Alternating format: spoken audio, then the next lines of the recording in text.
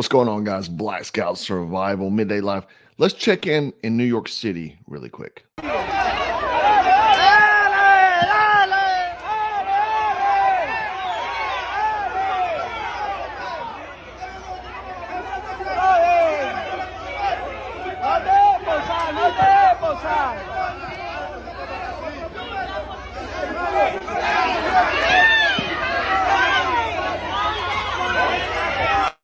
This is at a migrant shelter, and the immigrants there have got a little restless.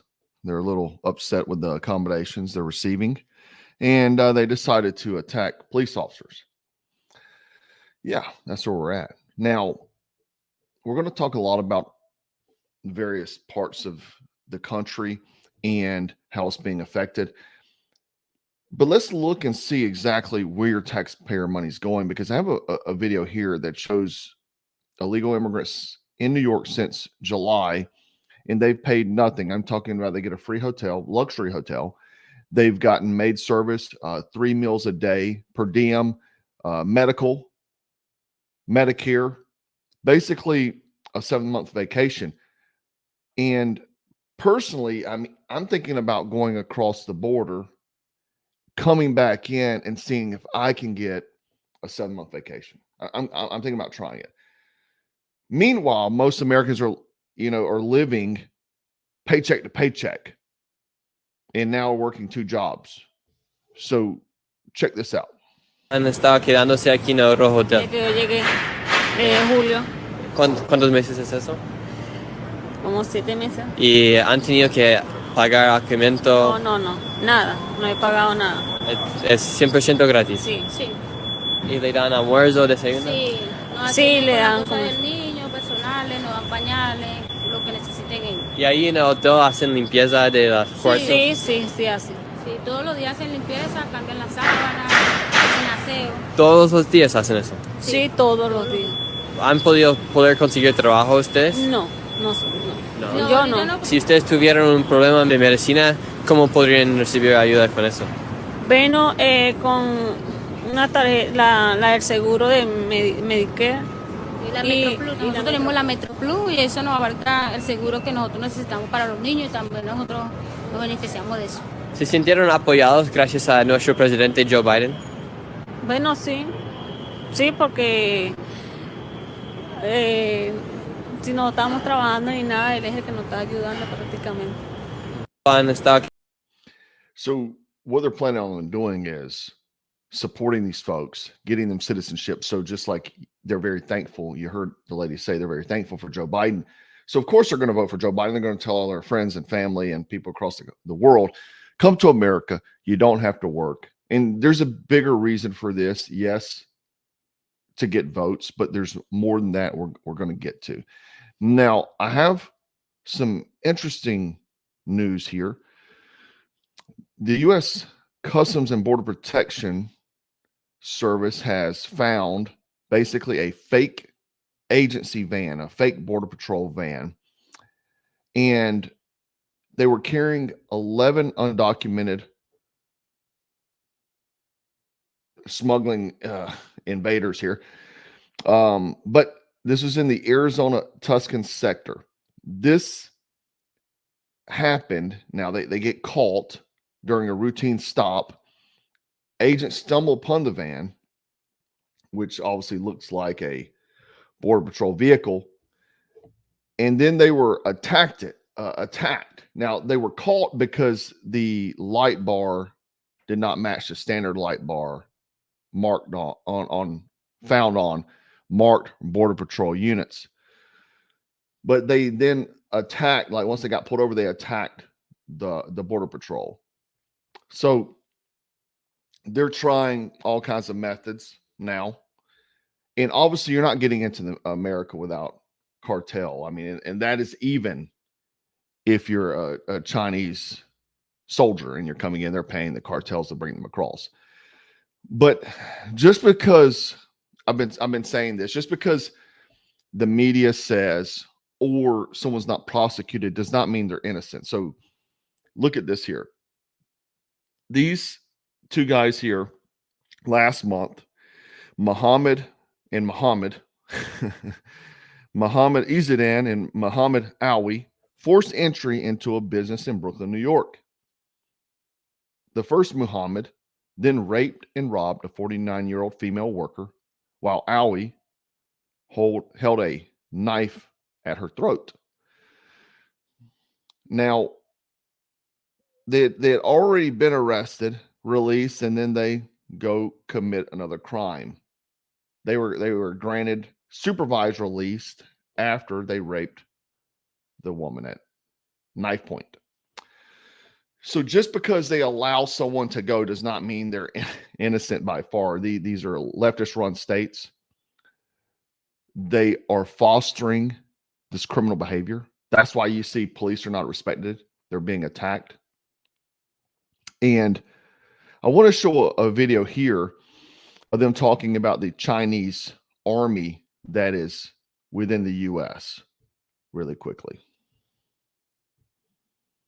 But the other issue, of course, is the border, as you've talked about, because across that border, we are seeing Chinese soldiers come across. And really what we're talking about is China putting together the infrastructure in the U.S. to attack the U.S. So clearly we've got to secure that border or we're going to be fighting on our own soil. Well, it's just incredible to me that this administration refuses to acknowledge all these Chinese nationals that are coming through the border. They're creating a little mini army. And I'm wondering what the point is here. Are they trying to put people in place, I'm talking about communist China, so that when and if Donald Trump wins, they can create havoc in the streets and become saboteurs, starting wildfires and propaganda? Absolutely. That lab in Reedley, California, the secret Chinese biological weapons facility, that can't be the only one that China has. And then you put together these images of recent Chinese migrants coming into the U.S. less than 3 weeks, taking target practice with sniper rifles and pistols. So really what we have here is the makings of a Chinese army, not in China, but in the United States itself. And the Biden administration is not tracking these people. So we have Chinese nationals coming into the U.S. in droves. They are going to ranges and training on sniper rifles, and no one's alarmed. Then we have things like this.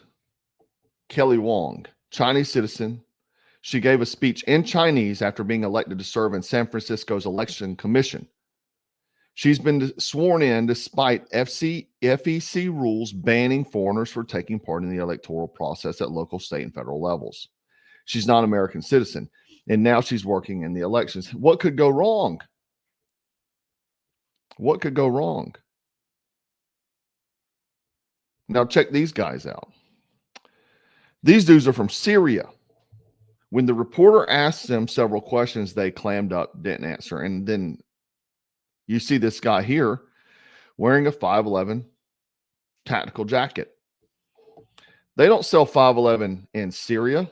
5.11 is a very niche brand. Okay. It's usually only for tactical people, you know, people that are interested in shooting, hunting, things like that. So why a guy from Syria is wearing 5.11? But it doesn't stop there. We now have a bill in place to allow immigrants to serve in the military as a pathway to citizenship. They just made it official. It's called Courage to Serve Act.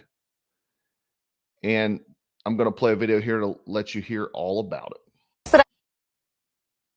Path to citizenship, it would require them to first serve in the U.S. military. All right, Fox 5's Morgan McKay joins us with details of the bill, which lawmakers say could help solve two problems at once. There is no higher honor than serving your country in uniform. And that honor could be extended to migrants under a new bill introduced by Hudson Valley Congressman Pat Ryan. Called the Courage to Serve Act, this bill would offer qualified and vetted migrants an expedited path to citizenship if they serve in the military. According to Ryan, last year the military services collectively missed recruiting goals by roughly 41,000 recruits, leaving some crucial positions unfilled. If there are folks with the courage to raise their right hand, take an oath to protect and defend our Constitution, and put their lives on the line for this country, then they sure as hell deserve the opportunity to be citizens in the United States of America. This bill comes days after a bipartisan border security package negotiated by the Senate fell apart amid Republican opposition. Staten Island Congresswoman Nicole Malliotakis argued that the Senate bill did not go far enough when it comes to securing the border and said there is more President Joe Biden can do in the interim. He can end catch and release. He can adjust the asylum. He can end the parole program that he started. And he can actually shut down the border. He can shut it down. Meanwhile, more than 173,000 migrants have entered New York City in the past 2 years, with the city still currently caring for close to 70,000 migrants. Governor Kathy Hochul on Friday continued her call for a border deal, saying New York cannot continue to handle this influx of migrants. If the 10 Republican members of Congress who represent the state of New York would simply exercise their clout, walk down to Speaker Johnson's office and say, our state needs help right now. They can no longer financially afford to handle this number of people. Now, Congressman Ryan, along with Congressman Mike Lawler, wrote no one is going to be able to handle this amount of migrants. This is the point. I'm going to get to why this actually is. And I've talked about it extensively before. But let's talk about who's funding this. Let's talk about some organizations that are participating. These organizations right here are 8 NGOs or non-government organizations that are funneling illegal immigrants into America using taxpayer dollars. They're getting taxpayer dollars to help aid the invasion on our country. The International Organization for Migration. Oh, the American Red Cross. Wow. The United Nations International Children's Emergency Fund. I'll pay attention to this one. The Hebrew Immigrant Aid Society. Then we have the European Union, Doctors Without Borders, and the United Nations High Commissioner for Refugees, as well as the Norwegian Refugee Council. The Hebrew Immigrant Aid Society, they want to keep Israel, Israel. And who's a big funder to that? One of your favorite conservatives, which is Ben Shapiro. He's one of the biggest donors to the organization. Donated $500,000 to the Hebrew Immigrant Aid Society. Yes. So, one of your favorite influencers there. He's helping aid in the mass immigration to protect his homeland.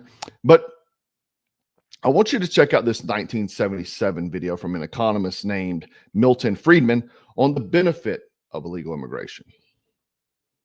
But the obvious, immediate, practical case of illegal Mexican immigration. Now, that Mexican immigration over the border is a good thing. It's a good thing for the illegal immigrants. It's a good thing for the United States. It's a good thing for the citizens of the country. But it's only good so long as it's illegal. That's an interesting paradox to think about. Make it legal, and it's no good. Why? Because as long as it's illegal, the people who come in do not qualify for welfare, they don't qualify for Social Security, they don't qualify for all the other myriads of benefits that we pour out from our left pocket into our right pocket. And so as long as they don't qualify, they migrate to jobs. They take jobs that most residents of this country are unwilling to take. They provide employers with workers of a kind they cannot get. They're hard workers, they're good workers, and they are clearly better off. So, yeah.